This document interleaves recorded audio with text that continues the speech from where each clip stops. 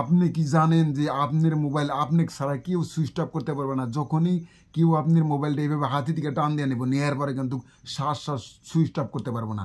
তো এই কাজটা করুন আপনারা। যখনই আপনার মোবাইলটা কেউ হাত থেকে নিয়ে এভাবে কী করবো, এই পাওয়ার বোতামটা এভাবে ট্যাপ দিয়ে দূরে রাখবো, এবারে নিচ পেলে টান দেবো, মোবাইলটা কিন্তু সুইচ অফ হবে না। এই যে একটা পাসওয়ার্ডের অপশন আবো, তো চাইলে কিন্তু আপনারা যখন এই সেটিংটা করে রাখবেন, করে রাখলে কিন্তু আপনার মোবাইলটা কিন্তু কেউ সুইচ অফ করা হবো না। চোরে নিক আর যেতেই নিক, নেওয়ার পরে কিন্তু আপনার মোবাইল যেত বড় বাটপার চোর অজ্ঞা, নেওয়ার পরে আপনার মোবাইলটা কিন্তু সুইচ অফ করতে পারবে। আপনার মোবাইল লক থাকা অবস্থায় জানি কেউ সুইচ অফ করতে না পারে। তো এই কাজটা করতেই প্রথমে আসলে আপনাদের মোবাইলের সেটিংসে, এই সেটিংসে একটা টেপ করে দেন। সেটিংসে টেপ করে দেওয়ার পরে এইখানে সার্চের অপশন আছে, এইখানে সার্চ করে আপনি রিকোয়ার, REQUIRE,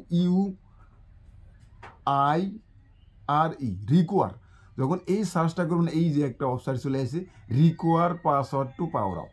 তো require password to power off, তো এইখানে একটা টেপ করে দেবেন।